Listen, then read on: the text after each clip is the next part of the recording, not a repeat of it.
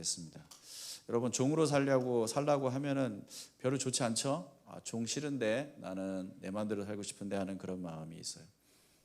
근데 여러분, 왜 우리가 종으로 살아야 하느냐, 나는 종 싫다 하면 그럴 수 있어요. 그럴 수 있는데 그분이 정말 복음을 통해서 하나님이 우리를 위해 무슨 일을 하셨는지를 진심으로 이해하게 된다면, 그래서 복음을 제대로 믿고 깨닫게 된다면 우리는 기꺼이 자원하는 마음으로 종의 삶을 살고자 할 거라는 것이죠. 그래서 우리에게 필요한 건 뭐예요? 하나님이 우리를 위해 무슨 일을 하셨느냐. 여러분, 얼마든지 우리는 자원하는 마음으로 종으로 살아가는 행복을 누릴 수 있습니다.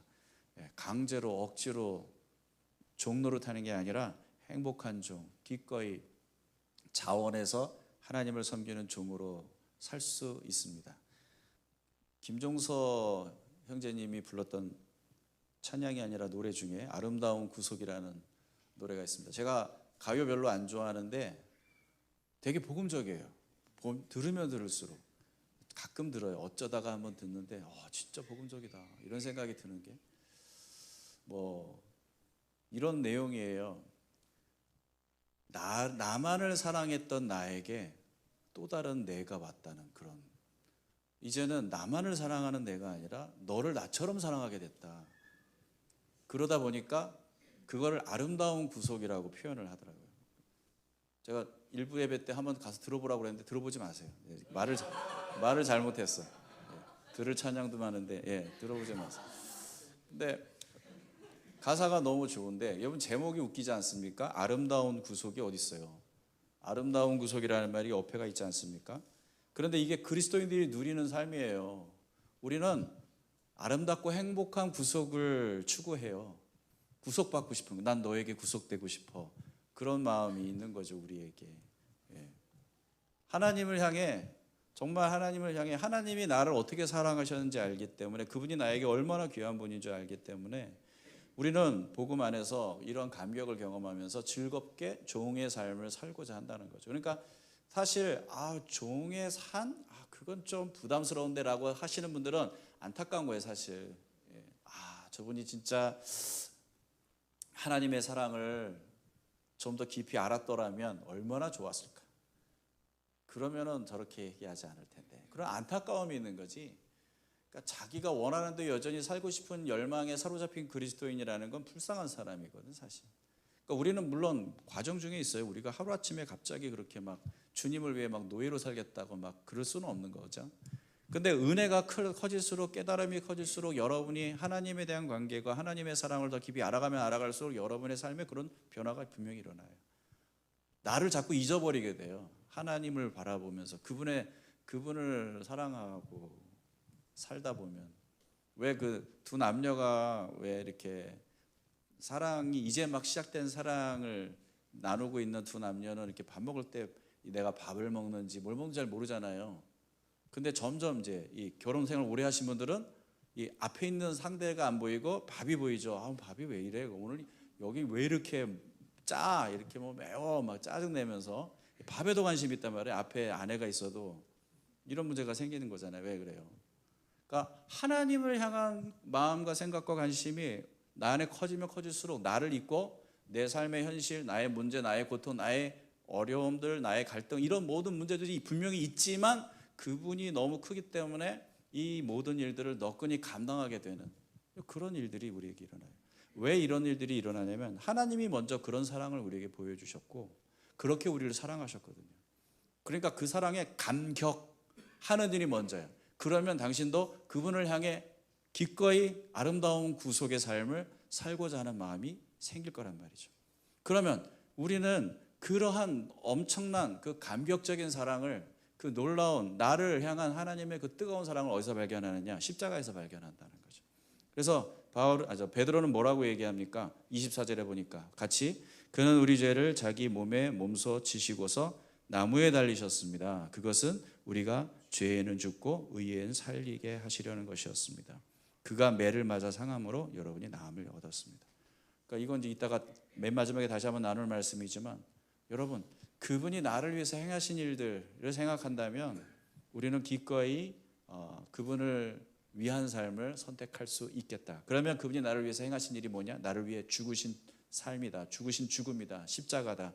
그분의 죽음의 본질적인 의미가 뭔지를 오늘 말씀을 통해 좀 생각해 볼게요. 첫째, 예수 그리스도의 죽음, 나에 대한 그 뜨거운 사랑이 드러난 그 그리스도의 죽음 사건, 그 죽음은 본질적으로 어떤 성격을 갖고 있냐면 매우 합법적이다.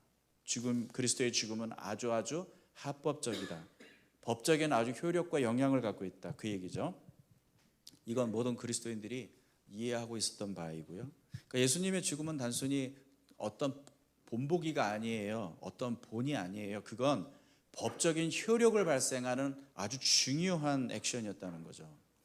베드로전서 3장 18절에 뭐라고 되어 있습니까? 다시 한번 읽어보겠습니다. 시작. 그리스도께서도 단번에 죄를 위하여 죽으사 의인으로서 불의한 자를 대신하셨으니 이는 우리를 하나님 앞으로 인도하려 하심이라. 육체로는 죽임을 당하시고 영으로는 살리심을 받으셨다. 의인으로서 불의한 자를 대신하시기 위해 죽으셨다. 그 얘기죠. 그의 이 얘기를 똑같은 얘기를 바울이 해요. 고린도후서 5장 21절에서 같이 읽어볼까요? 하나님께서는 죄를 모르시는 분에게 우리 대신 죄를 씌우셨습니다. 그것은 우리가 그리스도 안에서 하나님의 의가 되게 하시려는 것입니다. 이게 바로 법적 책임의 전가를 발생시키는 아주 중요한 사건이라고 말할 수 있어요. 여기 보면 의롭다, 불의하다 뭐 이런 말이 나오는데 이게요 다 법적인 용어예요. 법의 법적인 의미가 담겨져 있는 용어라고요. 그래서 법의 옳다, 법의 그르다 이걸 불의와 의라고 얘기를 하는 거예요. 그러니까 법에 맞지 않으면 불의한 거예요. 불의하다는 것은 뭐예요? 빚이 있다는 얘기. 그 빚에 대해서 그 대가를 지불해야 될 책임이 있다. 그 갚기 전까지 그 사람은 절대 자유할 수가 없어요. 그런데 성경은 우리 모두는 다 불의한 존재라고 얘기해요. 그러면 우리에게는 자유가 없겠네요. 맞아요. 자유가 없잖아요. 우리는 매여 있어요. 염려와 근심에서 자유할 수 없어요. 두려움과 절망에서 자유할 수 없어요. 죽음에서 자유할 수 없어요. 우린 갇힌 존재, 묶인 존재란 말이에요. 우리가 불의하다고 판결받은 존재이기 때문에 그래요. 그런 우리에게 어떻게 의로움이 옵니까? 그런 우리가 어떻게 의롭게 됩니까? 어떻게 되느냐? 우리가 짊어져야 될 불의, 우리가 치러야 될 대가를 다른 누군가가 지불함으로 우리는 그 책임으로부터 자유케 되는 거예요. 그걸 의롭게 된다라고 얘기를 해요. 더 이상 죄에 대한 책임, 갚아야 될 의무로부터 우리가 자유케 되는 거죠. 예를 들면 이런 겁니다. 제가 아주 막대한 빚을 졌다고 합시다. 법원으로부터 빚을 갚을 수 없다면 모든 재산을 압류 당할 거라고 하는 통보를 받았어요. 저는 집을 빼앗길 거고, 뭐 집도 없지만 잘 있다고 한다면 집도 빼앗길 거고 차도 빼앗길 거고 제가 가진 모든 것이 다 압류될 겁니다. 그런 상황에 제가 놓여 있어요. 빚을 못 갚아서 제가 빚을 갚을 힘이 없어요. 능력이 없다고. 그런 상황에 있는데 갑자기 수지자매가 목사님 제가 갚겠습니다. 이렇게 얘기를 하는 거예요. 근데 내가 알기로 수지자매도 돈이 없거든. 근데 저거 어떻게 갚으려고 하지? 아니요 목사님 제가 갚겠습니다. 그리고는 집 팔고 차 팔고 가진 걸 다 팔아서 그걸 갚겠다는 거예요. 그럼 법원에서 아니 이 사람이 빚을 졌는데 왜 당신이 갚습니까? 그렇게 얘기 안 해요. 네가 갚을래? 그럼 갚아. 갚으면 되는 거예요. 그래서 이 사람이 그 대가를 지불해요. 그래서 수의자면은 오히려 빚을 지는 사람이 돼버리고 그 채무를 본인이 갚아야 되는 그런 책임을 떠안게 되는 거죠. 그렇게 함으로 해서 나는 뭐가 됐어요? 이제 더 이상 그 책임으로부터 이제 매여 있지 않고 자유케 될 수 있었어요. 수의자매 덕분에 감사합니다. 저는 자유입니다. 대신에 당신이 내 책임을 다 떠안졌습니다. 이게 바로 우리가 의롭게 되는 방법이에요. 성경이 말하는 게 바로 이런 의미예요. 법적인 양도가 일어나는 거죠. 우리의 빚이 다른 누군가에게 옮겨지는 거죠. 자원에서 그렇게 하겠다고 결정하고 우리에게 오신 분이 계신 거예요. 우리의 빚은 그냥 적당하게 해결될 수 있는 게 아니에요. 어떤 것으로 갚을 수 없는 빚이었어요? 우리의 빚은 우리의 목숨으로 갚을 수밖에 없는 빚이었어요. 그런데 하나님께서 그 아들을 인간으로 보내셔서 우리 대신 그 목숨의 값을 내놓게 하셨다 이거죠. 그래서 우리는 생명을 얻고 그 죄에 대한 빚에서 자유케 된 거예요. 예수님은 죄를 모르는 분이세요. 죄가 없으신 분이고 의로우신 분이라고 성경은 얘기해요. 그런데 우리 때문에 우리의 모든 책임을 떠안고 죄인 취급을 받으셨어요. 이게 잘 들어보세요. 이게 되게 중요한 얘기예요. 예수님은 죄인이 아님에도 불구하고 법적으로 죄인이 되신 거예요. 그렇게 함으로 해서 우리는 의인이 아님에도 불구하고 법적으로 의인이 된 거예요. 와, 기가 막힌 얘기죠. 그러니까 가끔 여러분 의아하지 않아요? 내가 어떻게 의인이지? 의아하지 않아요? 내가 나를 아는데 내가 어떻게 의인이지? 그런 생각 안 드세요? 당연히 당신은 의인입니까? 예? 아니죠. 그리스도인은 더 괜찮은 사람, 더 착한 사람, 더 좋은 사람이 아니에요. 용서받은 죄인이에요. 세상에는 두 부류의 죄인밖에 없어요. 인간 중에는 다 죄인인데 용서받은 죄인, 용서받지 못한 죄인, 용서를 받아들인 죄인, 용서를 거부한 죄인. 둘 중에 하나예요. 당신은 누구십니까? 나 자신을 보세요. 옆에 있는 사람을 보세요. 무슨 의인이에요, 이 사람이? 우리 알잖아. 이제는 어느 정도 지내봐서 알잖아요. 아직 잘 모르시겠어요? 볼 것도 없어요. 그런데 십자가에서 법적으로 우리가 의롭다고 선포되어져서 우리는 여기에 하나님의 자녀라고 자처하면서 여기 있는 거예요. 옆 사람에게 한번 이렇게 얘기해 주세요. 당신은 의롭지 않은 의인입니다. 의롭지 않은 의인입니다.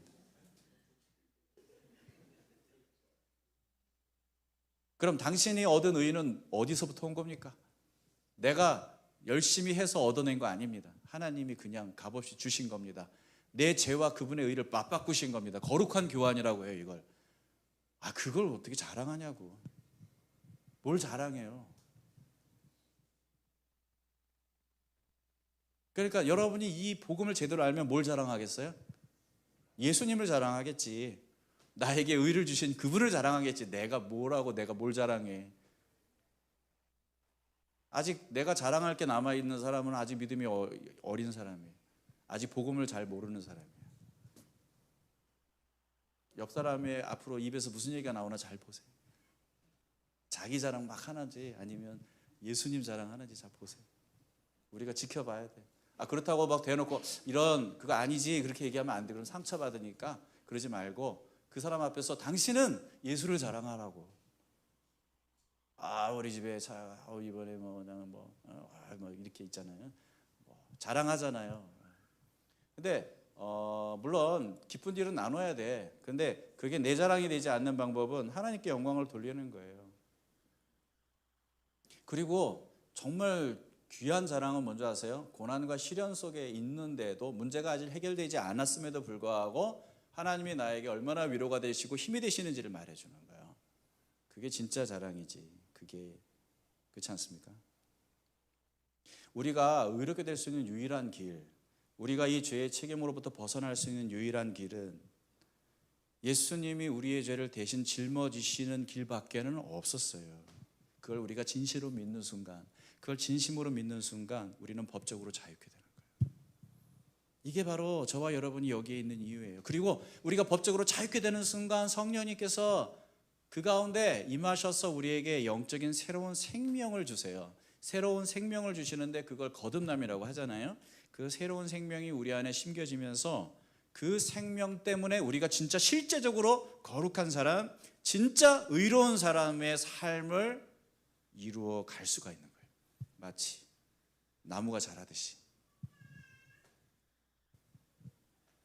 로마서 4장 5절에 그래서 이렇게 분명히 선언하고 있습니다. 같이요. 그러나 경건하지 못한 사람을 의롭다고 하시는 분을 믿는 사람은 비록 아무 공로가 없어도 그의 믿음이 의롭다고 인정을 받습니다. 와, 여러분, 아무 공로가 없어도 믿음이 의롭다고 인정을 받는데요. 그의 믿음이 의롭다고. 그 분을 믿는 사람은 아무 공로가 없어도 의롭다고 인정을 받는데요. 할렐루야. 그러니까 여러분, 이게 복음 아닙니까? 그리스도의 죽음만이 합법적으로 우리를 의롭게 만드는 유일한 방법입니다. 두 번째로, 그리스도의 죽음은 합법적일 뿐만 아니라 최종적입니다. 최종적입니다. 아까 읽었던 베드로전서 3장 18절을 다시 같이 읽어볼게요. 시작. 그리스도께서는 단번에 죄를 위하여 죽으사 의인으로서 불의한 자를 대신하셨으니 이는 우리를 하나님 앞으로 인도하려 하심이라. 육체로는 죽임을 당하시고 영으로는 살리심을 받으셨습니다. 여기에 우리가 주목해야 될 단어가 있는데 단번에 죄를 위하여 죽으셨다. 이 단번에라는 말은 무슨 말이에요? 그리스도의 죽음이 어느 정도의 효력을 일으킬 수 있는지를 보여주는 단어죠. 이 단번에라는 말은 두 번도 필요 없고 세 번도 필요 없다는 말이에요. 한 번에 완전하게 우리의 죄가 해결됐다. 바로 그 얘기예요. 와, 놀랍지 않습니까? 더 이상 죄는 여러분을 지배할 수 없어요. 24절에 그래서 보면 죄는 우리가 죽었다 이렇게 선언하거든요. 죄는 죽었어요. 죄가 우리에게 권리를 행사하지 못해. 죄에 대한 죄가 권리를 행사하지 못한다면 죄가 가져오는 죽음도 우리를 어찌할 수가 없어요. 우리로부터 영원히 그 힘을 상실하게 됩니다.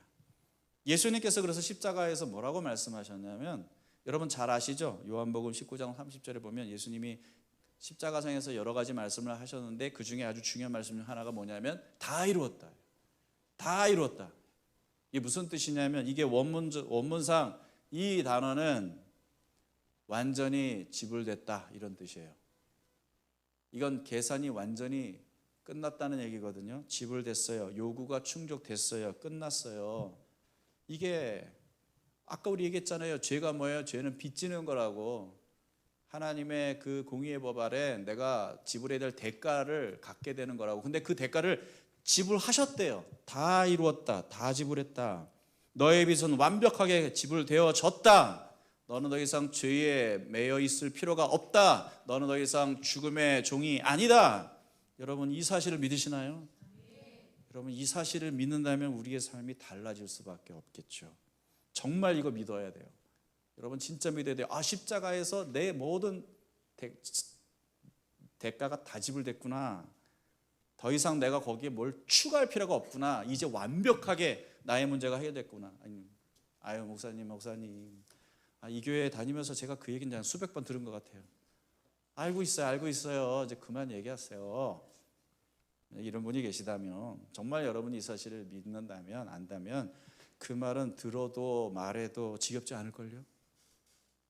너무 감격적이고 너무 중요한 얘기니까.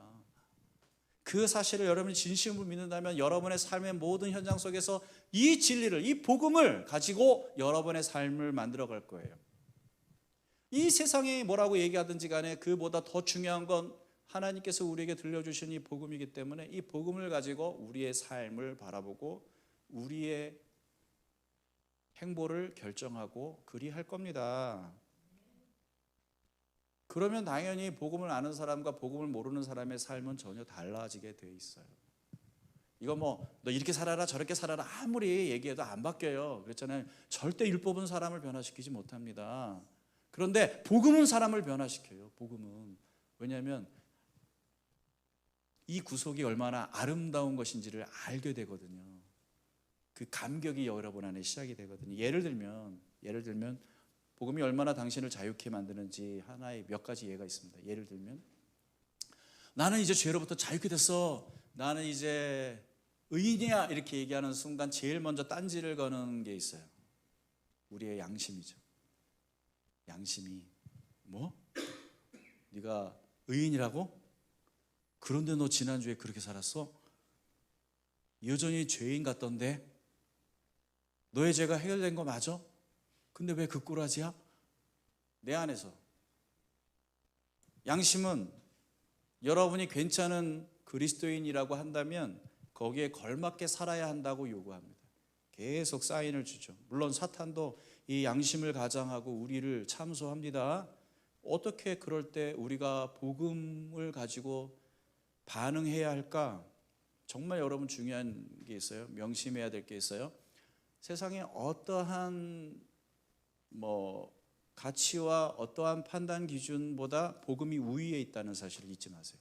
그러니까 복음을 가지고 얘기하세요. 양심보다 복음이 우선합니다. 양심은 절대 나쁜 건 아니에요. 우리가 잘못된 길을 갈 때 신호를 줘요. 너 잘못된, 뭔가 불편하잖아요. 하면서도 찝찝하죠. 아이씨, 이래도 되나? 이런 생각이 들죠. 근데 양심이 여러분에게 사인을 주는 거예요. 근데 양심은 다소 율법적이어서 여러분이 복음을 얘기하지 않으면은 이 양심의 기능도 올바른 기능을 할 수가 없어요. 그렇기 때문에 여러분은 여러분 안에 일어나는 그런 죄책감이라든지 뭔가 여러분 안에 일어나는 그 양심의 어떠한 그런 걸림들이 있을 때 먼저 복음을 통해 이 상황들을 다시 한번 여러분 자신에게 설명해 줄 필요가 있어요. 이게 중요한 얘기예요. 여러분 자신에게 설명해 줘야 된다고. 여러분이 그걸 못 누리고 있으니까 뭔가 불편함이 생기잖아요. 그리고 여러분이 갖고 있는 그 율법적인 신앙의 종교심은 되게 뿌리가 깊어요. 그렇게 하루아침에 걷어질 수 있는 게 아니라고. 그러니까 날마다 잡초배듯이 늘 항상 복음의 낫으로 이 율법적인 우리의 이 종교심을 계속 쳐내려가야 되거든. 그래서 양심한테 이렇게 얘기해야 돼요. 너 말이 맞아. 내가 잘못했어. 맞아. 너를 통해 내가 잘못된 길을 가고 있다는 사실을 알아차렸어. 그런데 너의 역할은 거기까지야. 너는 절대 나를 참수할 수 없어. 너는 나를 정죄할 수 없어. 왜냐하면 하나님이 기꺼이 나를 받아주시기 위해, 나를 용납하시기 위해, 나를 의인 되시게 하시기 위해 예수님이 모든 대가를 지불하셨거든. 그건 너도 알고 있어야 돼. 너의 사인을, 네가 나에게 사인을 줄 때마다 나는 복음을 떠올릴 거야.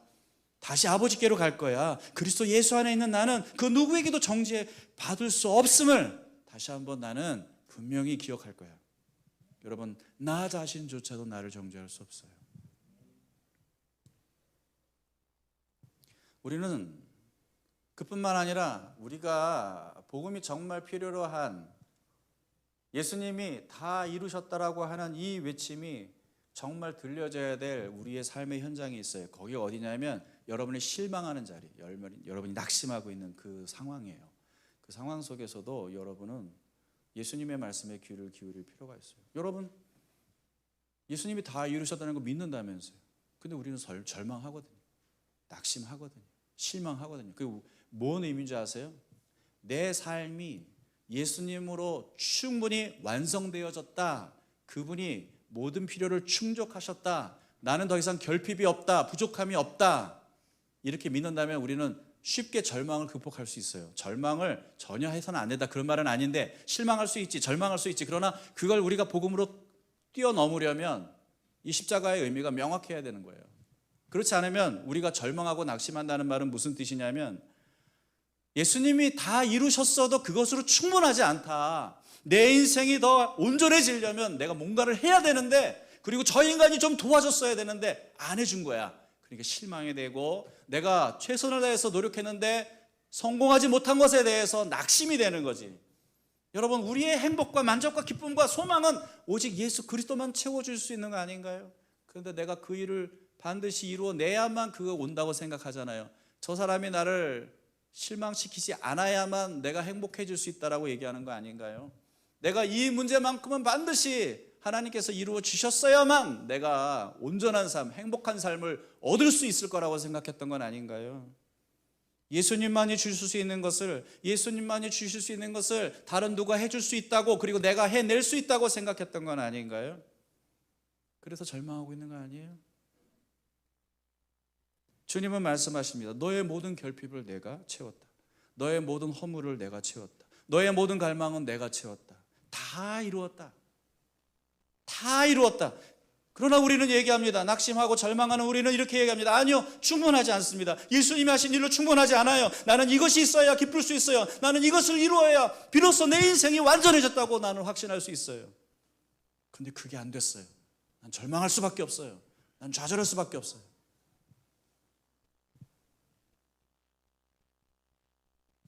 여러분, 사람이 내 삶을 완성해 줄 수 없어요. 옆에 있는 이 사람이 내 삶을 더 온전하게 만들 수 없어요. 여러분, 돈이 내 인생을 더 온전하게 만들 수 없어요. 내 삶의 가장 근원적인 필요는 이 세상의 그 무엇으로도 채워지지 않아요. 오직 예수 그리스도만이 채우실 수 있대요. 그런데 예수님이 십자가에서 말씀하셨어요. 내가 채웠다. 내가 다 값을 지불했다. 너에겐 더 이상 결핍이 없을 것이다. 너의 근원적인 모든 문제는 내가 다 해결했다. 그러니까 넌 자유해라. 너는 행복해라. 너는 나의 자녀다. 나에 속한 사람이다. 예수님이 그렇게 말씀하셨어요. 여러분의 가장 깊은 절망은 무엇입니까? 여러분의 가장 깊은 슬픔은 무엇입니까? 무엇이 하나님이 여러분에게 주신 것을 아무것도 아닌 것처럼 느끼게 만듭니까? 도대체 무엇이? 이미 모든 것을 가진 사람이 왜 없는 사람처럼 그렇게 결핍을 느낍니까?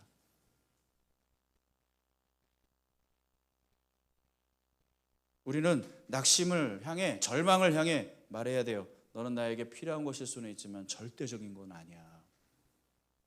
너는 나를 완전히 채울 수 없어. 나를 지배할 수도 없어. 오직 나를 채우시고 나를 온전히 지배하실 분은 오직 예수 그리스도뿐이셔.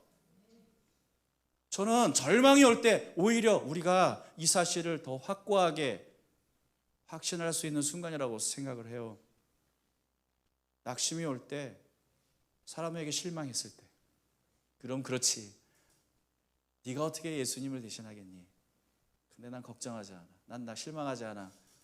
나를 영원히 변함없이 한결같이 신실하게 사랑하시는 분은 내게 예수 그리스도시니까.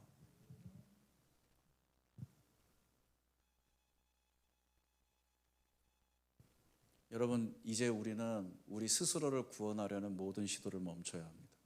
열심히 살지 말라는 얘기가 아니에요. 최선을 다하지 말라는 얘기도 아니에요. 하지만 그것은 여러분이 더 온전한 인생을 살기 위한 몸부림이 아닙니다. 이미 온전한 존재가 되었고, 이미 그리스도 안에서 용납된 존재가 되었고, 완전한 하나님의 자녀, 의로운 백성이 되었기 때문에 거기에 걸맞게 살고 싶어서 열심히 사는 거지, 노력을 다하는 거지. 여러분 자신을 바라보면서 절대 다른 세상적인 기준을 갖고 판단하지 마십시오. 여러분의 인생은 하찮지 않아요.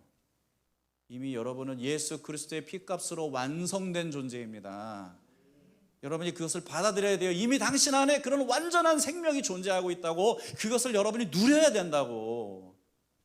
왜 세상의 말을 듣고 자꾸 세상의 기준을 따라 살아가면서 거기에 걸맞는 존재가 되려고 하냐고. 그 시시하고 그 유한한 이 세상에 아무 가치도 없는 것들에 내 삶의 기준을 두고 왜 그렇게 비참하게 살려고 하냐고요. 예수를 모르는 사람처럼, 영원한 생명도 모르는 사람처럼. 그럴 필요 없어요. 세상이 나에게 뭐라고 해도, 그 사람들의 말이 나를 평가해도 그것이 내가 되는 건 아니야. 나는 오직 우주의 주인이신 하나님이 내게 말씀하신 그 말씀대로의 나예요. 나는 예수 그리스도 안에서 이미 모든 문제를 해결받은 사람이에요. 죄의 모든 책임을 면한 사람이에요. 나는 의로운 사람이에요. 하나님의 거룩한 자녀예요. 나는 특별한 존재예요. 옆 사람에게 얘기해 주세요. 난 특별한 존재입니다. 이렇게 한번 불쑥 얘기해 주세요. 나는 특별한 존재입니다. 당신이 뭐라고 해도 난 특별한 존재입니다.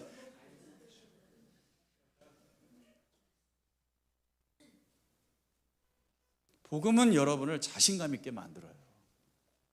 가진 것도 없는데 엄청 자신감이 있어. 뭐 대로 이루어낸 인생도 아닌데 뭐 대단해. 아주 그냥 이 안에 있는 그 자신감은 대단해. 왜 그래? 이미 나에 대한 모든 평결과 평가가 다 이루어졌거든. 십자가에서 내가 누군지가 확정됐거든. 끝났어요. 난 이제 더 이상 사람들의 인정도 필요 없고 사람의 평가도 중요하게 생각하지 않아. 예수님이 나를 뭐 어떻게 보시느냐가 중요해. 내가 너를 어떻게 보냐고? 난 너를 왜 죽었어? 끝났어. 그래. 할렐루야. 우린 죽음도 두렵지 않아. 이래서 죽음이 안 두려워. 죽음은 뭐가 두려워? 왜 두려워하는 줄 아세요? 본능적으로 인간은 공의라는 걸 알아요. 하나님의 공의, 절대자의 공의가 있다는 걸 본능으로 알고 있어요. 아무리 부인해도 소용없어. 죽음 너머에 분명히 공의로운 심판이 있다는 것을 본능적으로 알고 있는 거야. 그래서 죽음을 싫어해, 두려워해, 가기 싫어해. 근데 우리는 그 공의로부터 자유케 될 특권을 가진 사람이잖아요. 죽음이 왜 두려워? 죽고 나면 더 좋은, 더 영광스러운 하나님의 나라의 삶이 시작되는데. 할렐루야. 저는 여기 더드림 교회 있는 모든 성도들이 죽음을 하나도 두려워하지 않는 사람들이 되기를 주의 이름으로 축원합니다. 당장 내일 죽어도 막 병원에서 막 한 달밖에 안 남았는데요. 할렐루야. 의사 선생님 예수 믿으십니까? 저는 한 달 후에 가지만 의사 선생님 언제 오실지 모르지만 천국에서 봅시다. 이렇게 얘기할 수 있는 그런 담대함이 우리 안에 있어요. 우리가 믿는 게 진짜였으면 좋겠어요. 우리가 믿는 게 진짜였으면 좋겠다고. 진짜잖아요. 진짜이고 싶은 거예요? 아니면 진짜인 거예요? 진짜잖아요. 마지막으로 예수님의 죽음은 자발적이에요. 예수님의 죽음은 자발적이에요. 베드로전서 2장 23절을 보세요. 같이 시작. 그는 모욕을 당하셨으나 모욕으로 갚지 않으시고 고난을 당하셨으나 위협하지 않으시고 정의롭게 심판하시는 이에게 다 맡기셨습니다. 그분은 보복할 수 있었어요. 능력이 얼마든지 있었다고요. 자기를 해하려고 하는 자들을 한 번에 쓸어버릴 수 있는 강력한 힘을 갖고 있는 주권자셨다고요. 그런데 그렇게 하지 않으셨다고요. 그리고는 정의롭게 심판하시는 이에게 다 맡기셨대요. 할렐루야. 그 무슨 말이에요? 예수님의 죽음은 자발적인 죽음이라는 거예요. 그분은 죽음을 선택하신 유일한 분이세요. 아니, 네 목사님, 스스로 목숨 끊는 사람도 있잖아요. 아니, 대의를 위해서 기꺼이 순교적인 그러한 죽음을 맞이한 사람도 있잖아요. 물론 있죠. 근데 중요한 건 뭔지 아세요? 그들은 어차피 죽을 수밖에 없는 인간이라는 거지. 죽지 않아도 되는 분이 죽음을 선택한 유일한 인간은 하나님 아들 예수 그리스도밖에 없어요. 그러므로 예수 그리스도께서 십자가에 달려 죽으신 것은 희생이 아니에요. 최고의 권위자로서 마땅히 내가 해야 될 선택이라는 거예요. 의지적 선택이었다는 거예요. 어쩔 수 없는 희생이 아니었다는 거지. 그러면 절대 죽음이 묶을 수 없는, 절대 죽을 수 없는 존재가 죽음을 선택하고 그 십자가에서 스스로 죽음을 맞이하신 이유가 있을 거 아니에요. 무엇이 예수님을 십자가에 묶어두었어요? 그 로마 군인들의 그 보잘것없는 그 힘? 아니면 그 십자가에 못을 박아놓은 그 못들이 예수님을 그 십자가에 묶어놓을 수 있었던 걸까? 아니요. 예수님을 십자가에 묶어두었던 것은 우리를 향한 사랑입니다. 사랑 때문에 주님은 그 자리에 버티셨어요. 사랑 때문에 그 자리에서 견디셨어요. 당신과 나를 향한 사랑 때문에. 여러분, 십자가를 보면은 막 너무 연약하게 처참하게 못 박혀 계시고 힘겨워하시는 예수님의 모습을 볼 수 있는데, 그분을 그렇게 고통스럽게 만드는, 그리고 그분을 그렇게 그 절망 가운데 가두는 것은 다른 무엇도 아닌 사랑입니다. 사랑입니다. 사랑이 그분을 아프게 했어요. 그 사랑이 여러분의 삶에 어떤 결과를 가져오는지 알아요? 그분의 그 고귀한 죽음이 여러분의 삶에 무엇을 가져오는지 아세요? 25절을 보세요. 전에는 여러분은 길을 잃은 양과 같았으나 이제는 여러분의 영혼의 목자이며 감독이신 그에게 돌아왔습니다. 당신은 이제 하나님께로 돌아올 수 있는 길을 찾게 된 거예요. 누구 때문에? 예수 그리스도의 그 죽음 때문에, 그분의 그 견디시고 참으시고 인내하심 때문에, 그 사랑 때문에. 모든 사람은 다 죄를 범했기 때문에 하나님께 올 수 없다고 성경은 얘기해요. 그런데 그 죄의 장벽이 무너졌어요. 누구 때문에? 예수님 때문에. 이제 여러분은 하나님 앞에 나갈 수 있게 됐어요. 그게 무슨 의미인지 우린 잘 모르는 것 같아요. 예배할 수 있게 된 거예요. 하나님을 만날 수 있게 된 거예요. 하나님의 옷자락을 붙을 수 있게 된 거예요. 하나님의 임재를 경험할 수 있게 된 거예요. 이게 얼마나 놀라운 축복인데요. 여러분이 기도해도요, 벽 보고 기도하는 게 아니라 하나님이 들으신다니까. 여러분이 기도하면, 왜냐하면 우리 아버지가 되셨기 때문에 내 기도에 이제는 그분이 그렇게 원하던 대로 우리는 어떠한 문제도 없이 하나님과의 관계를 누릴 수 있게 된 거예요. 왜 못 누려요? 그거를 누려야지. 그걸 누려야죠.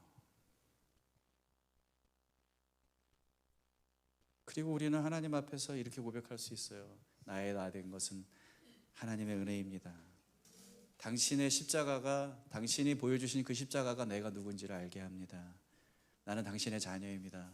나는 의롭고 거룩한 백성입니다. 나는 시시한 존재가 아닙니다. 나는 그저 죄에 매여서 그렇게 어쩔 수 없이 그렇게 질질 세상 유혹에 끌려다니며 살아갈 그런 인생이 아닙니다.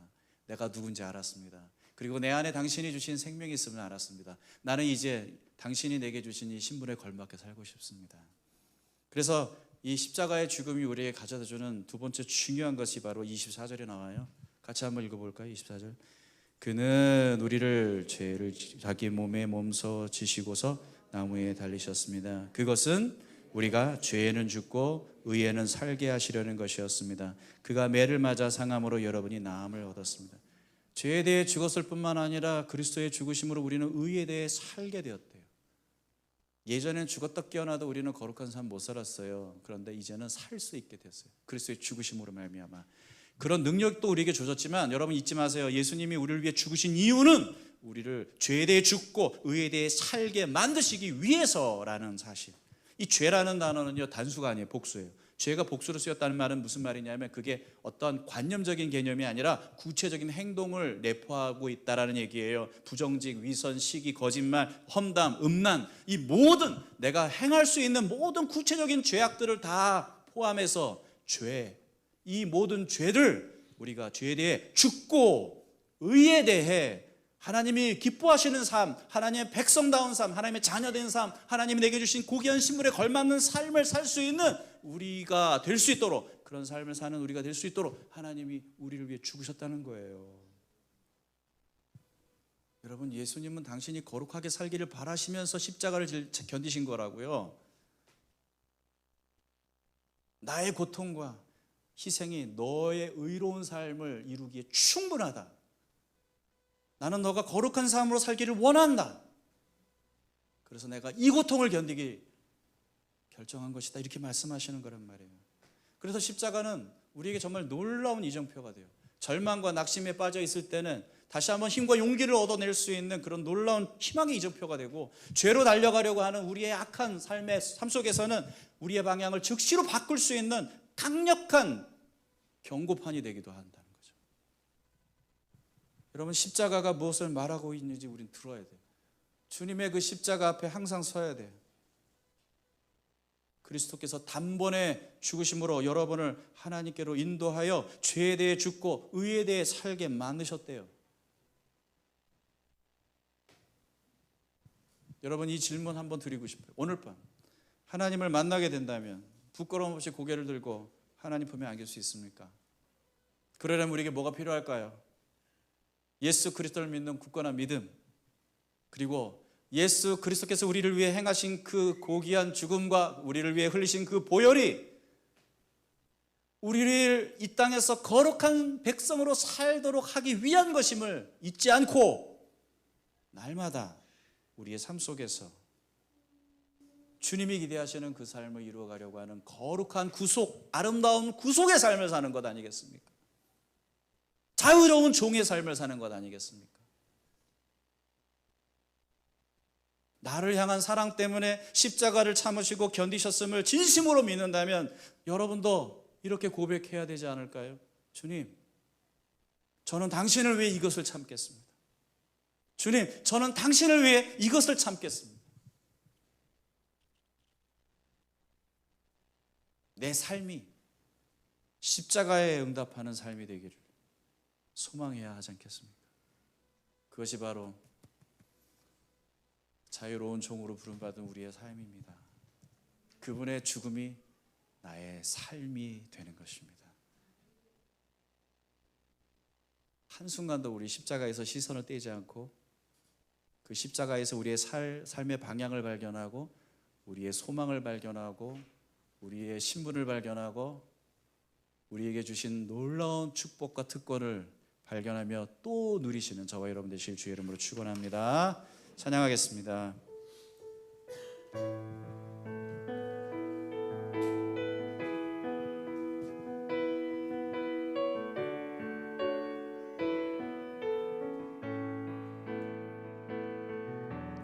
거친 주의 십자가 흐르는 보혈 강물 되어 내 영혼 깨끗하게 하시고 하늘과 땅을 이으신 주님의 보혈 내 평생의 자랑은 주의 십자가로다. 주의 보혈 흐르는데 믿고 뛰어나가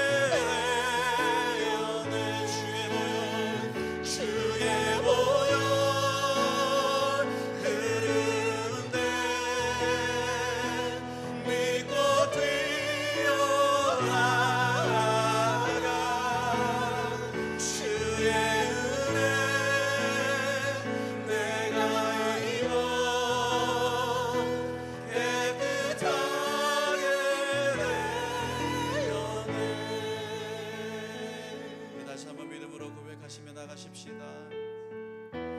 거친 주의 십자가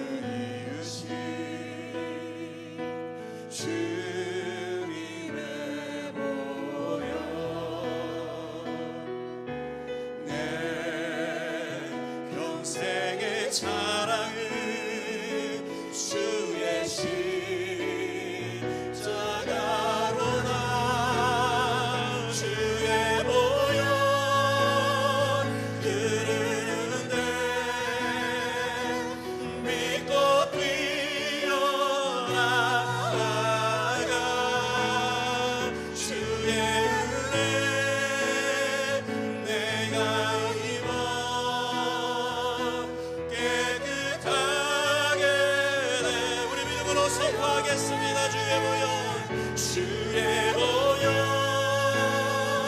흐르는데 네 꽃 피어나가 주의 은혜 내가 입어 깨끗하게 되었네. 주의 보혈 능력이 또다 주의 피 믿어 주의 보혈 그 어린 양의 매우 귀중한 피로 담에 주의 능력이 또나 주의 피 믿으오 주의 보혈 그 어린 양의 매우 귀중한 피로다.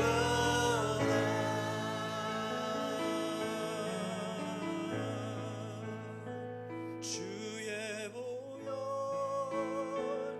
흐르네 네 꽃 피어나가 주의 은혜 내가 입어